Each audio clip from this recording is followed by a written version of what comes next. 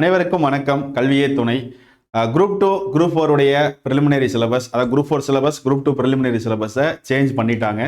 So நேற்று evening எல்லாருமே பார்த்துருந்துருப்பீங்க, டீட்டெயிலாக பார்த்தே முடிச்சிருப்பீங்க. பட் இருந்தாலும் இப்போ அடுத்தது இந்த சிலபஸை வச்சு நம்ம எப்படி மூவ் ஆகலாம், இல்லை என்ன மாதிரியான இம்பார்ட்டன்ஸ் கொடுத்துருக்காங்க, இனி நம்ம படிக்கக்கூடிய பேட்டர்னை எப்படி மாற்றணும் அப்படிங்கிற சில விஷயங்களை பற்றி நம்ம டிஸ்கஸ் பண்ணலாம். ஓகேவா? ஏன்னா கண்டிப்பாக இனிமேல் நீங்கள் படிக்கக்கூடிய சிலபஸை, அந்த சிலபஸ் பேட்டர்னையே நீங்கள் மாற்றணும். ஏன்னா முழுக்க முழுக்க சிலபஸ் வைஸாக தான் இனிமேல் படிக்கணுமே. பள்ளி புத்தகத்தின் அடிப்படையில் படிக்கணுங்கிற கான்செப்டே மேக்ஸிமம் குறைஞ்சிட்டு அப்படிங்கிறது தான் நம்ம இதை பார்க்கும்போது நமக்கு புரியுது. ஓகேவா? அதே மாதிரி இன்னொரு அப்டேட்டும் சொல்லிடுறேன். வாத்தியார் பேட்ச் அப்படிங்கிற பேட்சோடைய அட்மிஷன் இன்னைக்கு, நாளைக்கு, நாளை மறுநாள் 3 நாள் தற்காலிகமாக நிறுத்தப்படும். செவ்வாய்க்கிழமையிலிருந்து தான் கண்டினியூ ஆகுது. ஏன்னா இப்போ இருக்கிற சிலபஸுக்கு ஏற்ற மாதிரி ப்ராப்பரான ஷெடியூலை நம்ம ஒர்க் பண்ண ஸ்டார்ட் பண்ணியிருக்கோம். ஸோ அந்த ஷெடியூல் எப்படி இருக்க போது, எப்படி அடுத்து ஸ்டார்ட் பண்ணுறோம் அப்படிங்கிறத எடுக்கிறதுக்கான டைம் ஒரு 2 நாள் நமக்கு ஆகுது. ஸோ அதனால் ப்ராப்பரான ஒரு ஷெடியூல் ரெடி பண்ண போகிறோம். இந்த ஷெடியூலுக்கு ஏற்ற மாதிரி, இந்த சிலபஸ் புதுசாக விட்டுருக்காங்கல்ல, ஸோ இதுக்கு ஏற்ற மாதிரியான ஒரு ப்ராப்பரான ஒரு ஷெடியூல் ரெடி பண்ணுறோம். ஓகேவா? அது வேறு மாதிரி இருக்கும். முழுக்க முழுக்க இந்த சிலபஸ் இப்போ போட்ட நம்ம ஷெடியூலுக்கும் அதுக்கும் நிறைய வித்தியாசம் இருக்கும். ஏன்னா இப்போ இருக்கிற பேட்டர்னே மாற்றிட்டாங்க. ஸோ அதனால் நம்ம மாற்றுறோம். ஓகேவா? இன்னொன்று இந்த தமிழ் புக் அப்படின்னு சொல்லியிருந்தேன். பொது தமிழ் 6 to 10 பள்ளி புத்தகம் அப்படிங்கிறது, அந்த புக்கு வராது. ஸோ அது நிறுத்திடலாம். ஏன்னா அந்த புக்கு இனிமேல் இப்போ இருக்கிற சிலபஸை பார்க்கும்போது இனிமேல் புக் வைஸாக நம்மளால் படிக்க முடியாது. ஸோ நம்ம அதை மூவ் பண்ணிட்டோம், பிரிண்ட் பண்ணிட்டோம் அப்படிங்கிறதுனால நீங்கள் அதை வாங்கிக்குவாங்க, படிங்க அப்படின்னு நம்ம ப்ரெஷர் கொடுக்கக்கூடாது. ஸோ இருந்தாலும் நான் சொல்லிடுறேன், அது வேண்டாம். ஓகேவா? அந்த புக்கு உங்களுக்கு அந்த புக்கே நிறுத்துறோம். ஏன்னா அந்த புக்கை இனிமேல் படிக்க முடியாது. நான் 6 to 10ங்கிற கான்செப்டில் படிக்க முடியாது. இனிமேல் நீங்கள் சிலபஸ் வைஸாக தான் படிக்கணும். இயலியெல்லாம் நீங்கள் படிக்க வேண்டாம். தமிழை பொறுத்த வரைக்கும் இனிமேல் உரைநடையெல்லாம் நிறைய படிக்க வேண்டாம். இலக்கணம்லேயே எழுத்து, சொல் இலக்கணம் மட்டும்தான் கொடுத்துருக்காங்க. இது மாதிரி நிறைய விஷயம் கொஞ்சம் குறைஞ்சிட்டு, அதனால நம்ம புக்காக படிக்கிற கான்செப்ட் எனக்கு தெரிஞ்சு இனிமேல் கிடையாது. தமிழில் நீங்கள் 6வது புக்கில் இயல் 1, இயல் 2, இயல் 3 அப்படிங்கிற உரைநடை, இலக்கணம், செய்யுள் எல்லாத்தையும் படிக்கிற அந்த கான்செப்ட் வேண்டாம். இப்போ இருக்கிற சிலபஸை பார்த்தீங்கன்னா சிலபஸ் அடிப்படையில் தான் படிக்கணும். அது புது புக்கு, பழைய புக்கில் எங்கெங்க கவர் ஆகுது, என்னென்ன அப்படிங்கிறத எடுத்து தான் நம்ம படிக்கணும். ஸோ அதுக்கு நமக்கு டைம் ஆகும். அதனால அதெல்லாம் ரெடி பண்ணதுக்கப்புறம் நம்ம சொல்கிறோம். ஸோ தமிழ் புக் அப்படிங்கிறது இந்த கான்செப்டில் கிடையாது. ஸோ நீங்கள் புக்காகவும் இனிமேல் படிக்க வேண்டிய அவசியம் இல்லை. அதனால தான் நம்ம அது இல்லைன்னு சொல்கிறோம். ஓகேவா? ஸோ புக்கு இல்லாத காரணம் இன்னொன்று, ஸ்டூடெண்ட்ஸும் நிறைய பேர் கொஞ்சம் ஃபீஸ் கம்மியாக கேட்டிருந்தீங்க. ஸோ இது ரெண்டுத்தையும் கருத்தில் கொண்டு இந்த வாத்தியார் பேட்சோடைய ஃபீஸும் கொஞ்சம் குறைச்சி, புக்கு இருக்காது. ஸோ அதனால் கொஞ்சம் ஃபீஸையும் கொஞ்சம் குறைச்சி செவ்வாய்க்கிழமை அன்னைக்கு நான் அப்டேட் பண்ணுறேன். அதாவது திங்கக்கிழமை என்னங்கிறத அப்டேட் பண்ணிடுறேன். செவ்வாய்க்கிழமையிலேருந்து திரும்ப அட்மிஷன் ஸ்டார்ட் ஆயிரும். புது ஷெடியூலோட ஸ்டார்ட் ஆகும். சரிங்களா? அமௌண்ட் கொஞ்சம் ரெடியூஸ் பண்ணுறேன். தமிழ் புக்கு இருக்காது. சரிங்களா? ஸோ இது இல்லாமல் பேட்சா மட்டும் அது நகரும். அது என்ன மாதிரி இருக்க போதுங்கிற எல்லா தகவலையுமே நான் திங்கக்கிழமை உங்களுக்கு சொல்கிறேன். செவ்வாய்க்கிழமையிலேருந்து திரும்ப அந்த கண்டினியூஷன் அட்மிஷன் ஸ்டார்ட் ஆகிடும். ஓகேவா? ஸோ இந்த அப்டேட்டு நான் திங்கக்கிழமை கொடுக்குறேன். ஸோ இதை தாண்டி இப்போ இருக்கிற சிலபஸ் என்னதான் சொல்லுது, இதை இனிமேல் எப்படி நம்ம ஸ்டார்ட் பண்ணலாம் அப்படின்னா, ஒரு விஷயத்தை தெளிவாக புரிஞ்சுக்கோங்க. டிஎன்பிஎஸ்சியை பொறுத்த வரைக்கும் இந்த சிலபஸ் மாற்றம் அப்படிங்கிறது ரீசெண்டாகவே நடந்துட்டு இருக்கிற ஒன்று. ஸோ சிலபஸை மாற்றுறாங்கன்னா ஏன் மாற்றினாங்க, இதை எப்படி நம்ம படிக்க போகிறோம் அப்படின்னு யோசிக்கிறத விட, அந்த சிலபஸுக்கு அடாப்ட் ஆகி அதை எப்படி படிக்க ஆரம்பிக்கணும் அப்படிங்கிற அந்த புள்ளியில் ஃபஸ்ட்டு புள்ளி கோடு வச்சிருங்க. அதுலேருந்து வச்சு இழுக்க ஆரம்பிச்சிடணும். ஸோ அதனால் ஃபஸ்ட்டு இந்த சிலபஸை அடாப்ட் பண்ணுங்க. ஸோ இதில் என்ன இருக்குது, ஸோ இதை தான் நம்ம அடுத்து படிக்க போகிறோம் அப்படிங்கிற மைண்ட் செட்டுக்கு ஃபஸ்ட்டு வந்துருங்க. ஓகேவா? ஸோ அதுக்கப்புறம் இப்போது ஜிஎஸ் அப்படிங்கிறத ஒரு 10 யூனிட்டாக நம்மள்ட்ட கொடுத்துருந்தாங்க. ஆனால் அது அப்படியே இப்போ என்ன பண்ணிட்டாங்கன்னா வேற மாதிரி, அதாவது கண்டென்ட் அதே தான், ஆனால் அதோட வெயிட்டேஜ், எதில் கொஷின் கேட்போம் அப்படிங்கிறத எல்லாத்தையுமே சொல்லிட்டாங்க. இதில் நமக்கு ஒரு ப்ளஸ் என்ன அப்படின்னா, எந்த யூனிட்ல இருந்து எத்தனை கொஷின் கேட்போம் அப்படின்னு சொல்லிட்டாங்க. அப்போ எதுக்கு நம்ம ஃபர்ஸ்ட் இம்பார்ட்டன்ஸ் கொடுக்கணுங்கிற விஷயமும் தெரிஞ்சு போச்சு. ஓகேவா? இங்க பாருங்களேன். இப்போ ஃபர்ஸ்ட் அவங்க என்ன சொல்றாங்க, ஜிஎஸ்க்கு மொத்தம் 75 கொஸ்டின் இருக்கும். இதுக்கு முன்னாடி இருக்கிறதெல்லாம் 75 கொஸ்டின் எதுல இருந்து கேட்பாங்க, எதுல அதிகமான வெயிட்டேஜ் நம்மளே தான் ஒரு குறிப்பிட்டு ஒரு அஷ்யூம் பண்ணி தான் நம்ம படித்தோம். சரிங்களா? ஆனால் இப்போ அவங்களே எந்த யூனிட்ல எவ்வளவு கொஸ்டின் இருக்கும் அப்படிங்கிறதே சொல்லிட்டாங்க. இங்க பாருங்களேன். ஃபர்ஸ்ட் பார்த்தீங்கன்னா பொது அறிவியல் கொடுத்துருக்காங்க. யூனிட் 1 5 கேள்விகள் தான். யூனிட்ஸ் மொத்த சயின்ஸ்லேயே இதுக்கு முன்னாடி பிசிக்ஸ், கெமிஸ்ட்ரி, பயாலஜின்னு மொத்தமாக தனித்தனியாக நம்ம படித்து அதுலேருந்து மொத்தமாக சேர்த்து ஒரு 10 கொஸ்டின் வரலாம் அப்படின்னு மாதிரிலாம் நம்ம படிப்போம். ஆனால் இப்போ பிசிக்ஸ், கெமிஸ்ட்ரி, பயாலஜி இந்த மொத்தத்தையும் ஒரே இடத்துல வச்சு இது மொத்தமாகவே நாங்கள் 5 கேள்விகள் தான் அந்த 75 கேள்விகளில் கேட்போம் அப்படின்னு சொல்லிட்டாங்க. அப்போ இதுலேருந்து நீங்கள் சயின்ஸுக்கு ரொம்ப இம்பார்ட்டன்ஸ் கொடுத்து அழுத்தம் கொடுத்து படிக்க வேண்டாம். கரெக்டா இந்த வார்த்தைகள் ஸ்கூல் புக்ல 9th 10th எங்க இருக்கும், இப்போ இந்த ஒளி அப்படின்னு இருக்கு, வெப்பம் அப்படின்னு இருக்குன்னா அது 9th 10th புக்ல மேக்ஸிமம் இருக்கிறதுல அதோட முக்கியமான terms, box point, book back, highlighted terms மட்டும் படிச்சீங்கன்னா சயின்ஸுக்குலாம் போதுமானது. ஏன்னா மொத்தமே 5 தான். அப்படி பார்த்தா நீங்க பிசிக்ஸ்ல இருந்து மொத்தமா அவங்க எத்தனை क्वेश्चन கேட்பாங்க? 2 क्वेश्चन கேட்க தான் வாய்ப்பு இருக்கும்.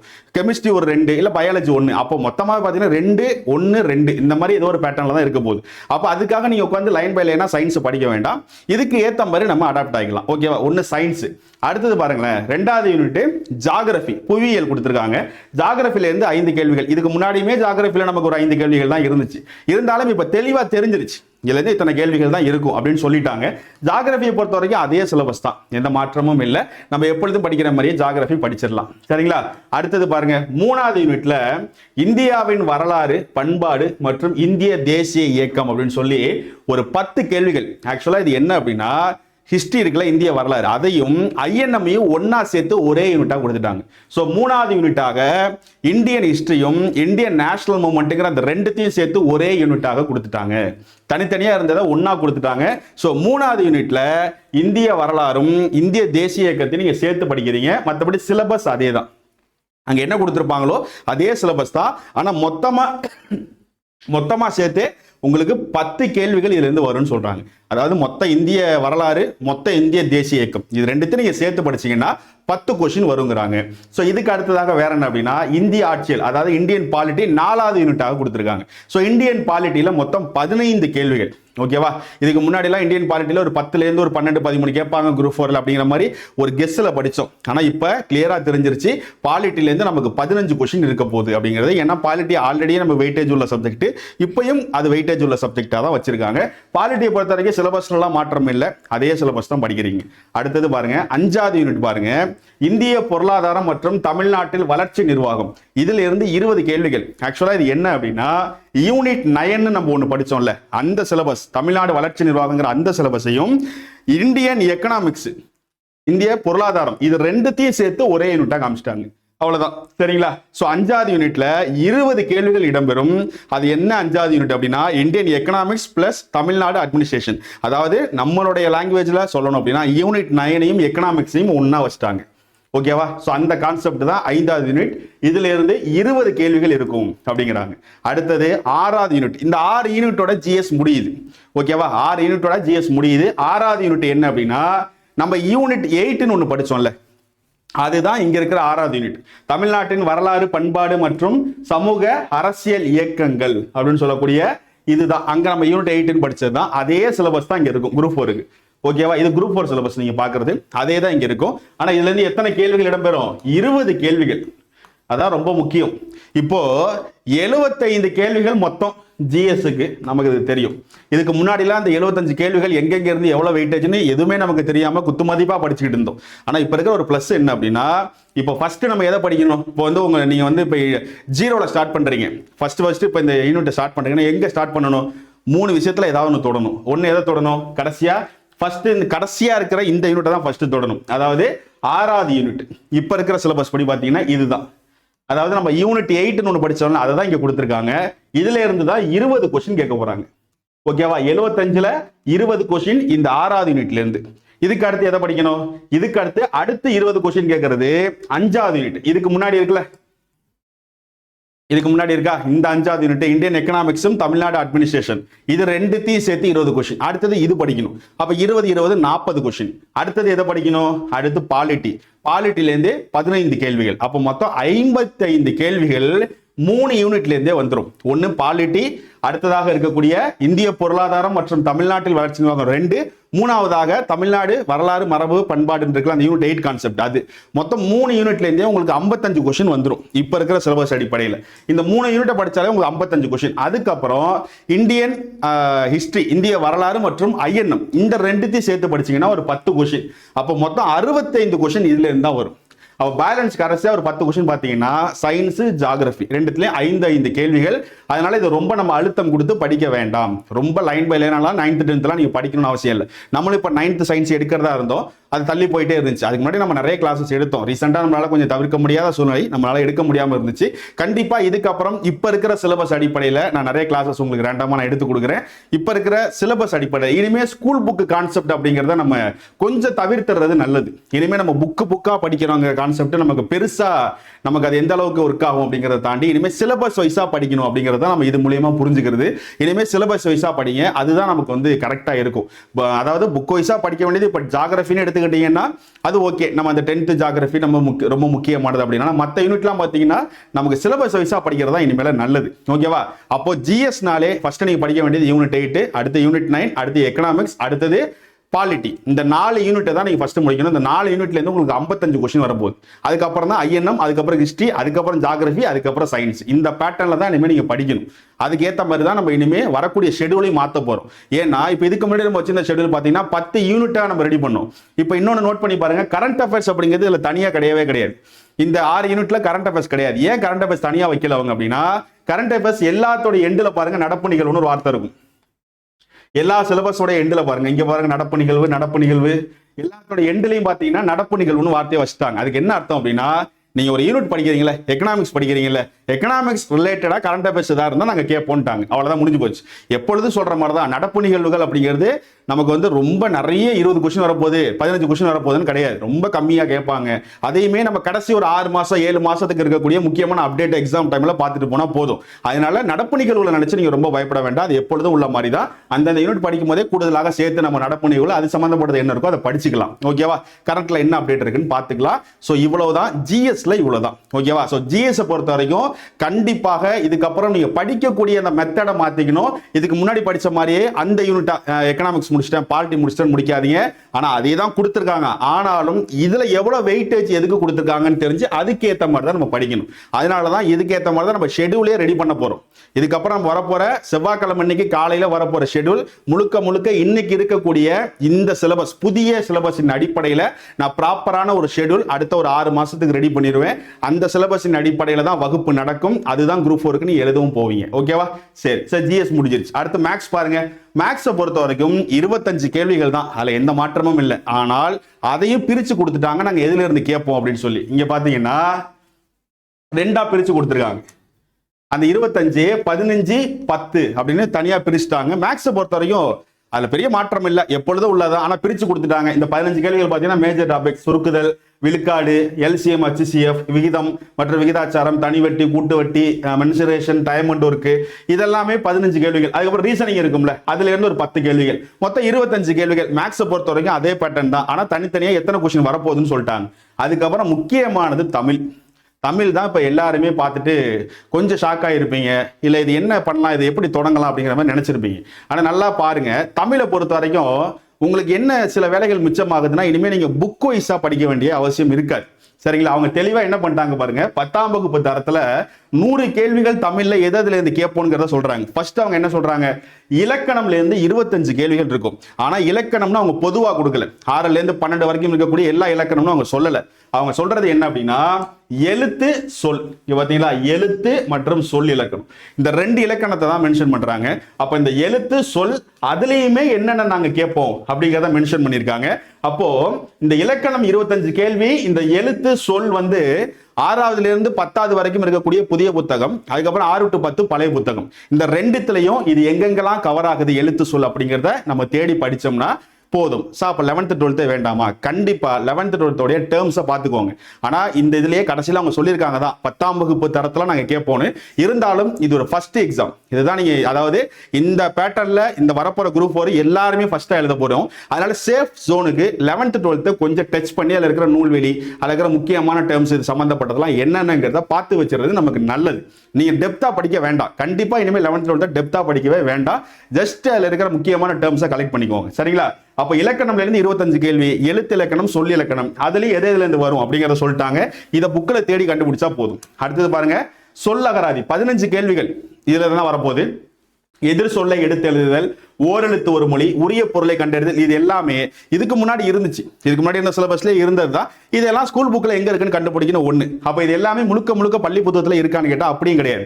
சில விஷயங்களை நம்ம ஜென்ரலா அட்டன் பண்ற மாதிரி இருக்கும். அதாவது அவங்க பள்ளி புத்தகத்துல இருக்கிற வார்த்தையை தான் இதுல இருந்தெல்லாம் கேட்பாங்களான்னு கேட்டா அப்படிலாம் இல்ல. ஓகேவா? ஏன்னா சில விஷயங்கள் ரொம்ப ஜென்ரலானது, அதாவது காமனா நம்ம பேச்சு வழக்கில் இருக்குல்ல, அந்த விஷயங்களே இருக்கு. அதெல்லாம் அவங்க கொஸ்டினை டைரக்டா கொடுத்துருவாங்க.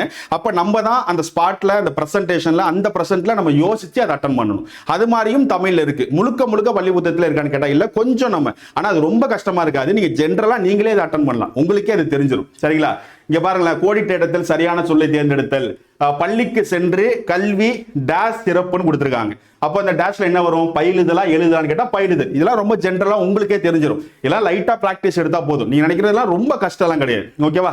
சோ அடுத்து பேச்சு வழக்கு தொடர்களில் உள்ள பிழை திருத்தம். இது வந்து நம்ம பேசுறோம்ல, நம்ம யதார்த்தமா பேசுறது வேற, அதை எழுதுறது வேற. இப்போ அங்க ஒருத்தன் ஓடி போயிட்டான் அப்படின்னு நம்ம பேசிடுவோம். நான் இப்போ ஒரு வார்த்தை சொல்றேன், ஒருத்தன் வந்து என்கிட்ட கேட்கறான், ஒரு பச்சை சட்டை போட்ட ஒருத்தர் எங்கேயாவது பார்த்தீங்கன்னா இந்த பக்கம் ஓடி போயிட்டாரு, இப்படி ஓடி போயிட்டாரு அப்படின்னு நான் பேசும்போது சொல்லிடுவேன். அதை ஒரு பேப்பர்ல எழுதி கொடுங்களேன் அப்படின்னா, இப்படி போய் போயிட்டாருன்னு எழுத மாட்டேன். இந்த நேராக இந்த பக்கம் சென்று இந்த வலது புறமாக சென்று இப்படி சென்றார் அப்படின்னு எழுதுறோம். அப்ப நம்ம பேசுற மாதிரி எழுத மாட்டோம். எழுத்து மொழின்னு ஒன்று இருக்கும். அதுதான் இந்த கான்செப்ட். இங்க பாருங்க, நேத்து மழை பெஞ்சது அப்படின்னு நம்ம யதார்த்தமா பேசும்போது சொல்லுவோம். ஆனா அந்த பேப்பர்ல எழுதும் போது நேற்று மழை பெய்தது.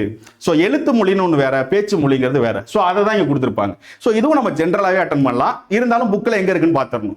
அடுத்தது எழுதும் திறன். ஒரு 15 கேள்விகள் இதுல இருந்து கேட்கறாங்க. எழுதும் திறனாலும் சொற்களை ஒழுங்குபடுத்தி சொற்றொடர் அமைத்தல், அது அகரவரிசையெல்லாம் நீங்க எழுதிருப்பீங்க இல்ல, மாத்தி இருக்கும். அதை கண்டுபிடிச்சு கரெக்டா எழுதணும். இதுவும் பள்ளி புத்தகத்துல இருக்கும். இல்லனாலுமே இதெல்லாம் நீங்க ஜென்ரலாவே அட்டன் பண்ணலாம். ஓகேவா? அடுத்து மரபு தமிழ். மரபு தமிழ்னாலே ஏதாவது மாத்தி இருக்கும். இங்க பாருங்களேன், அம்மா வந்தது ஆனா அம்மா வந்தால் அப்படிங்கிறது கரெக்டா? இது மாதிரி உயர்திணை அக்ரிணை அதை மாத்தி சொல்லுவோம்ல, இதெல்லாம் நீங்க புக்லயே படிச்சிருக்கீங்க. அந்த கான்செப்ட்ல இந்த கொஸ்டின்ஸ் கேட்கறாங்க. அதுக்காக கலைச்சொற்கள், இது புத்தகத்துடைய பேக் சைடுல இருக்கும் எல்லாத்துலயுமே. இதெல்லாம் 11th 12th சேர்த்து படிச்சு வச்சிருங்க இந்த கலைச்சொற்கள்லாம். ஏன்னா அது ஒரு பொறுத்துக்க மாதிரி தான், ஒரு கண்டென்ட் மாதிரி தான், டக்குன்னு படிச்சுட்டு போயிடலாம். அடுத்தது வாசித்தல் புரிந்து கொள்ளும் திறன். ஒரு 15 கேள்வி. இது என்னன்னா, கொடுக்கப்பட்ட பத்தியிலிருந்து கேட்கப்பட்ட வினாக்களுக்கு சரியான விடையை தேர்ந்தெடுத்தல். அதாவது ஒரு பேராகிராஃப் கொடுத்து அதுல இருந்து கொஸ்டின்ஸ் கேட்கிற மாதிரி ஒரு பேட்டர்ன். இதுவும் ஜென்ரலா படிக்கணும். ஆனா இது எதுவுமே கரெக்டா பள்ளி புத்தகத்துல இருக்குமான்னு கேட்டா இல்ல, நம்ம ஜென்ரலா படிக்கணும். அடுத்தது எளிய மொழிபெயர்ப்பு. ஒரு 5 கேள்விகள். இது எல்லாமே இங்கிலீஷ்ல கொடுத்து அதை தமிழ்ல மொழிபெயர்க்க சொல்லுவாங்க. இந்த தமிழ் வார்த்தை கொடுத்து இங்கிலீஷ்ல மொழிபெயர்க்க சொல்லுவாங்க. இது நமக்குலாம் தெரிஞ்ச வார்த்தைகளா இருக்கும். இதுவும் பள்ளி புத்தகத்துல இருக்கு. அடுத்து கடைசியா பாருங்க, இது ரொம்ப முக்கியமான ஒண்ணு. ஏன்னா இதுதான் நமக்கு வந்து இந்த பள்ளி புத்தகத்தின் அடிப்படையில் படிக்க வேண்டாங்கிற கான்செப்டே சொல்லும். ஏன்னா இங்க பாருங்களேன், கடைசி யூனிட் இதான் இலக்கணத்துல, தமிழ்ல இலக்கியம், தமிழ் அறிஞர்களும் தமிழ் தொண்டும், இதுல இருந்து தான் 15 கேள்விகள். இலக்கணத்துல 25, அதுக்கப்புறம் இதுல தான் 15. ஓகேவா? அப்ப இலக்கணமோ இதுவும் சேர்த்தே 40 கேள்விகள் 100க்கு வந்துடும். ஓகேவா? ஆனா இங்க என்ன சொல்லிட்டாங்கன்னா, இந்த இலக்கியம், தமிழ் அறிஞர்களும் தமிழ் தொண்டும் எங்க படிக்கணும், எதை படிக்கணும்னு தெளிவா சொல்லியிருக்காங்க. ஃபர்ஸ்ட் பாருங்களேன், திருக்குறள் தொடர்பான செய்திகள் மொத்தம் 20 அதிகாரங்கள் மட்டும்னு சொல்லிட்டாங்க. ஒரு 20 அதிகாரங்கள் சம்பந்தப்பட்ட திருக்குறள் மட்டும் படிச்சிருங்க அப்படிங்கிறாங்க. அப்ப அந்த 20 அதிகாரம் திருக்குறளுடைய பொருளோட சேர்த்து படிச்சிட்டீங்க அப்படின்னா, அதுல அணி இருந்தா அணியை சேர்த்து படிச்சிட்டீங்கன்னா ஒரு வேலை முடிஞ்சிருச்சு. அது என்னென்ன அதிகாரம்ங்கிறதையும் கொடுத்துட்டாங்க. சரிங்களா? ஒழுக்கமுடைமை, பொறையுடைமை, ஊக்கமுடைமை, விருந்தோம்பல், அரண் வலியுறுத்தல், அதுல இருந்து இங்க வரைக்கும் பாருங்க, இது வரைக்கும் 20 அதிகாரங்கள் வந்துருச்சு. அப்ப அந்த 20 அதிகாரத்துக்கும் அதோட திருக்குறள், அதோட பொருள், அதோட அணி படிச்சிட்டீங்களா? அடுத்தது பாருங்க மேற்கோள். அதுக்கப்புறம் அறநூல் தொடர்பான செய்திகள், நாலடியார், நான்மணிக்கடிகை, பழமொழி 400, முதுமொழி காஞ்சி, திரிகடுகம், இன்னா 40, இது எல்லாமே 6 to 10 புதிய புக்கு, 6 to 10 பழைய புக்கு. இந்த 2 இடத்துலயும் சிலபஸ் வைஸா எங்க கவர் ஆகுதுன்னு பார்க்கணும். இப்போ பழமொழி 400னா பழமொழி 400 புது புக்ல இருக்குல்ல, அது எங்க இருக்குன்னு பார்க்கணும். அதே மாதிரி ஓல்டு புக்ல இருக்கிறது சேர்த்து படிங்க. சார் இதுல பழைய புக் படிக்கணுமான்னு கேட்டா அந்த கான்செப்ட் அவங்க தெளிவா சொல்லல. அப்ப நம்ம தான் சேஃப்டியா இருக்கணும். ஏன்னா இதுக்கு கடைசியா என்ன கொடுத்துருக்காங்கன்னு பாருங்க, குறிப்பு அழகு ஆர் இந்த அழகு இருக்குல்ல, இதுல என்ன சொல்றாங்கன்னா, பாடத்திட்டம் 10ஆம் வகுப்பு வரையிலான பாட புத்தகங்களை அடிப்படையாக கொண்டதுன்னு சொல்லியிருக்காங்க. அதாவது இந்த சிலபஸ் ஃபுல்லாவே நாங்க 10ஆம் வகுப்பு தரத்துல தான் எடுக்கிறோம், அந்த அடிப்படையாக கொண்டு தான் நாங்க ரெடி பண்ணுவோம் அப்படின்னு சொல்றாங்க. ஆனால் புதிய புத்தகம் மட்டுமே, பழைய புத்தகம் இடம்பெறாதுன்னு அவங்க பதிவு பண்ணல. அப்ப நம்ம சேஃப்டி ஜோனுக்கு பழைய புக்கையும் பார்த்துறது நல்லது. ஓகேவா? அதாவது இப்போ முன்ன நமக்கு வந்து நிறைய இருக்கும், எதனே தெரியாம படிச்சோம். இப்போ இதுதான் தெரிஞ்சிருச்சுன்னா அப்ப நீங்க அதை மட்டும் பழைய புக்கையும் கவர் பண்ணி படிச்சுறது நல்லது. ஓகேவா? சரி, ஓகே. இங்க பாருங்க, அதே மாதிரி தலைவர்கள், அறிஞர்கள்லாம் இருக்காங்கல்ல, அவங்களையும் யாரு படிக்கணும்னு சொல்லிட்டாங்க. தேவனைய பாவனார், மீனாட்சி சுந்தரம், அதுக்கப்புறம் பாருங்க பாவலர் பெருஞ்சித்திரனார், ஜி போப், வீரமாமுனிவர், இவங்க எல்லாரும் தான். ஏன்னா நிறைய பேர் இல்ல பாருங்க, வேலுநாச்சியார் இருக்காங்க, பட்டுக்கோட்டை கல்யாண சுந்தரம் இருக்காங்க, நிறைய பேர் இப்ப விடுபட்டு இருக்கும். இப்ப புதுசா இருக்கிற புலவர்கள் நிறைய பேர் இடம்பெறல. அப்போ இதுல யாருடைய பேர் இருக்கோ அவங்களுடைய இது புதிய புக்கு, பழைய புக்ல என்ன கொடுத்துருக்காங்களோ அதை படிச்சிடணும். ஓகேவா? நம்ம கிளாஸ்ல நடத்தும் போதும் இதை புதிய புக்கு பழைய புக் வச்சு தான் நடத்த போறோம். சரிங்களா? அதையும் நான் சொல்றேன். நம்மளுடைய பேட்ச் ஸ்டார்ட் பண்றதுல அதுலயும் பாத்தீங்கன்னா இது புது புக்ல என்ன இருக்கு, இது சம்பந்தப்பட்ட பழைய புக்ல என்ன இருக்குங்கிறதையும் நம்ம கலெக்ட் பண்ணி தான் நடத்த போறோம். அதனால தமிழை பொறுத்த வரைக்கும் ஒரு ப்ராப்பரான ஷெட்யூல் இதன் அடிப்படையிலே நம்ம கொடுத்துடலாம். சரிங்களா? ஓகே இவ்வளவுதான் தமிழ். அப்போ குரூப் 4க்கு 75 கொஸ்டின் ஜிஎஸ்க்கு அந்த ஜிஎஸ் பேட்டர்னை மாத்திருக்காங்க. அது எந்த யூனிட் ஃபர்ஸ்ட் படிக்கணும்? யூனிட் 8 படிக்கணும். அதாவது யூனிட் 8ங்கிறது பழசு, அப்ப நம்ம சொல்லுவோம். இப்போ அதுக்கு பேர் மாறியாச்சு, 6வது யூனிட்ல அது இருக்கு. ஓகேவா? அதுக்கப்புறம் எக்கனாமிக்ஸ் யூனிட் 9 சேர்ந்தது, தமிழ்நாடு அட்மினிஸ்ட்ரேஷன். அதுக்கப்புறம் பாலிட்டி. இது மூணுத்தை படிச்சாலே நமக்கு 55 கொஸ்டின் நம்ம ரெடி ஆயிட்டோம். அதுக்கப்புறம் Indian national movement, Indian history 65 question ready. இந்த 65 தான் ரொம்ப முக்கியம். கடைசியா இருக்கிற ஜியோகிராஃபி சயின்ஸ் வந்து மொத்தமே 10 கொஸ்டின். அது ஜியோகிராஃபி சயின்ஸ் நம்ம செலக்டடா படிச்சு நம்ம அட்டன் பண்ணிடலாம். 10ல ஒரு 6வது நீங்க அட்டன் பண்ணிடுவீங்க, அது போதும். ஆனால் பேலன்ஸ் இருக்கக்கூடிய இந்த யூனிட் 8 இருக்கட்டும், பாலிட்டியா இருக்கட்டும், எக்கனாமிக்ஸா இருக்கட்டும், இந்த யூனிட் 9 தமிழ்நாடு அட்மினிஸ்ட்ரேஷன், இதெல்லாம் ரொம்ப முக்கியம். இதெல்லாம் நீங்க எந்த அளவுக்கு இனிமே புரிதலோட படிக்கிறீங்கிறத பொறுத்து தான் இனிமே இந்த காம்படிஷன் எக்ஸாமை நம்மளால ஹேண்டில் பண்ண முடியும். தயவு செஞ்சு மனப்பாடம் பண்ணி படிக்கிறத தயவு செஞ்சு தவிர்த்துருங்க. ஏன்னா அவங்க பேட்டர்னே மாத்திட்டாங்க. இனிமே சிலபஸ் வைஸ் படிக்கிறது மட்டும்தான் பெஸ்ட். இனிமே புக் வைஸா நம்ம படிக்கிறதுங்கிற பேட்டர்ன் அப்படிங்கிறது நம்ம என்ன முடிச்சிருக்கோம், தேவையில்லாததெல்லாம் நம்ம படிச்சுட்டு இருப்போங்கிற ஃபீலே தெரியாம போயிடும். அதாவது நிறைய சப்ஜெக்ட் சில லெசன்லாம் இல்லை இதுலேயே வராது. அப்போ அதெல்லாம் நம்ம படிச்சுட்டு உட்காந்துருப்போம். அதெல்லாம் நமக்கு புக் வைஸாக படிக்கும் போது இஷ்யூ ஆகிடும். அதனால சிலபஸ் வைஸாக இனிமேல் படிங்க. அதுவே ஒரு நல்ல விஷயம். அதுதான் நமக்கு ஒரு தேவையான விஷயமும் இந்த நேரத்தில் கூட. அதே மாதிரி குரூப் 2க்கு சேஞ்ச் இருக்கான்னு கேட்டால் இருக்கு. இதே சிலபஸ் தான் குரூப் 2க்கும். ஆனால் குரூப் 2க்கு ஜிஎஸ்ல மட்டும் பார்த்தீங்கன்னா சில விஷயத்தை ஆட் பண்ணியிருப்பாங்க.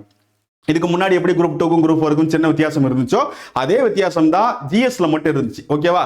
மற்றபடி தமிழ் அப்படிங்கிறது ரெண்டுத்துக்குமே காமன். குரூப் 4 பொறுத்த வரைக்கும் தமிழ் மட்டும் தான் எழுத முடியும். கரெக்டா? ஆனால் குரூப் 2 பொறுத்த வரைக்கும் தமிழ் இங்கிலீஷ் ரெண்டுமே அதை அட்டன் பண்ணிக்கலாம் அப்படிங்கிற மாதிரி எப்பொழுதுமே அந்த பேட்டர்ன் இருக்கு. ஓகேவா? ஸோ இதுதான் இப்போ இருக்கிற கான்செப்ட். நம்மளுடைய பேட்ச் நம்ம ஸ்டார்ட் பண்ணி ஒரு வாரம் தான் ஆனிச்சு. ஆனால் டக்குன்னு பார்த்தீங்கன்னா சிலபஸை மாற்றியாச்சு. சரி மாற்றியாச்சுன்னு கேட்டால் அப்போல்லாம் ஒன்றும் பிரச்சனையும் கிடையாது. நம்ம டக்குன்னு அடாப்ட் ஆகிடலாம், டக்குன்னு ரெடி ஆகிடலாம். அதுக்கேற்ற மாதிரியான எல்லா விஷயத்தையும் நம்ம ரெடி பண்ணிடலாம். அதுக்கான வேலையும் ஸ்டார்ட் பண்ணியாச்சு. ஸோ நீங்க எதுவும் பயப்பட வேண்டாம். ஸோ இப்போ இருக்கக்கூடிய ஷெட்யூல் ஏற்ற மாதிரி நம்ம ப்ராப்பரான ஒரு ஷெட்யூல் ரெடி பண்றோம். வரக்கூடிய செவ்வாய்க்கிழமை காலையிலேருந்து திரும்ப அட்மிஷன் ஸ்டார்ட் ஆகும். அடுத்த ஷெட்யூல் எப்படி இருக்க போகுது, எப்போ கிளாஸ் கரெக்டாக ஸ்டார்ட் ஆகுது, எப்போ முடிய போகுது, அது என்ன மாதிரி கிளாஸாக இருக்குங்கிற எல்லா டீட்டெயிலும் வரக்கூடிய உங்களுக்கு திங்கட்கிழமை ஈவினிங்குள்ள நான் அப்டேட் பண்ணிடுறேன். ஓகேவா? அன்னைக்குள்ள அப்டேட் பண்ணிடுவேன். செவ்வாய்க்கிழமை காலையிலேருந்து அட்மிஷன் ஸ்டார்ட் ஆகும் திரும்பவும். அதே மாதிரி 6 to 10 பள்ளி புத்தகம் இப்போ கொடுக்க முடியாத சூழ்நிலை. ஏன்னா அந்த புக்கு உங்களுக்கு இனிமே அந்த அளவுக்கு தேவைப்படாது. ஸோ நம்ம அதை பண்ணிட்டோங்கிறதுனால நம்ம அதை கொடுக்கக்கூடாது. ஸோ நம்மளும் அதை ஒர்க்கை நிப்பாட்டிட்டோம். சரிங்களா? ஏன்னா அது இனிமேல் அது வந்து நம்ம படிக்க முடியாது. அதில் இனிமேல் சிலபஸ் வைஸாக தான் படிக்கணும். ஸோ அதுக்கேற்ற மாதிரி அது புக்கெல்லாம் நம்ம இனிமேல் ரெடி பண்ணுறதுக்கு கொஞ்சம் டைம் எடுக்கும். அதை பார்த்துக்கலாம். ஸோ புக்கு இல்லாமல் தான் பேட்ச் வரும். ஸோ புக்கு இருக்காது. ஸோ அதனால் மற்றும் நிறைய பசங்க கொஞ்சம் கேட்டுக்கிட்டதுக்காகவும் கொஞ்சம் ஃபீஸையும் நம்ம கொஞ்சம் ரெடியூஸ் பண்ணி அதோடைய அப்டேட்டையும் திங்கட்கிழமை அன்னைக்கு நான் கொடுக்குறேன். ஓகேவா? ஸோ இது ஒரு ப்ராப்பரான ஒரு குரூப் 4 பேட்சாக இருக்கும். குரூப் 2 ப்ரிலிமினரிக்கும் பெரிய மாற்றம் இல்லை. நீங்கள் அதுக்கும் சேர்த்து படிச்சுக்கலாம். ஸோ ரெண்டுத்துக்கும் சேர்த்து ஜிஎஸ், தமிழ், மேக்ஸ் மூணுத்துக்கும் சேர்த்த ஒரு ப்ராப்பரான ஒரு பேட்சா நான் கொண்டு வரேன். அதுக்கான டீட்டெயில் எல்லாத்தையும் உங்களுக்கு திங்கட்கிழமை ஈவினிங்குள்ள தான், திங்கட்கிழமை காலையில் இல்லை, திங்கட்கிழமை ஈவினிங் உங்களுக்கு ஷெட்யூல் அப்டேட் பண்ணுறேன். செவ்வாய்க்கிழமை மார்னிங் திரும்பவும் அட்மிஷன் ஸ்டார்ட் ஆயிரும். ஓகேவா? ஸோ எல்லாரும் வெயிட் பண்ணுங்க. அடுத்த வீடியோ சந்திக்கலாம். இன்னொன்று, நான் கண்டிப்பாக இந்த சிலபஸ் ஆர்டரில் ரேண்டமாக யூடியூப்ல வீடியோஸ் எடுக்கிறேன். ஏன்னா இதுக்கு முன்னாடி நம்ம JT50 எடுத்ததெல்லாம் ஸ்கூல் புக் வைஸாக எடுத்துக்கிட்டு இருந்தோம். புக் வைஸாக வேண்டாம், இனிமேல் சிலபஸ் தான் நமக்கு. ஸோ சிலபஸ் வைஸாக நான் ரேண்டமாக உங்களுக்கு நிறைய வீடியோஸ் நான் முன்ன மாதிரி இந்த JT ரைடு போனோம் எடுத்தோம் பார்த்தீங்களா, அந்த மாதிரி நான் நிறைய எடுத்து கொடுக்குறேன். ஸோ அதில் நம்ம சந்திக்கலாம். ஓகேவா? ஸோ பேட்ச் போனாலும் இன்னொரு பக்கம் யூடியூப்ல கண்டிப்பாக வீடியோஸ் எடுத்துக்கிட்டே இருப்பேன். ஸோ அதை பற்றி நீங்கள் யாரும் பயப்பட வேண்டாம். இந்த பக்கமும் இருக்கும், இந்த பக்கம் வீடியோ இருக்கும். நீங்கள் உங்களுக்கு எது யூஸ்ஃபுல்லாக இருக்கோ அதை பார்த்து நீங்கள் பார்த்துக்கலாம். ஓகேவா? சரி, அடுத்த வீடியோவில் சந்திக்கலாம். நன்றி.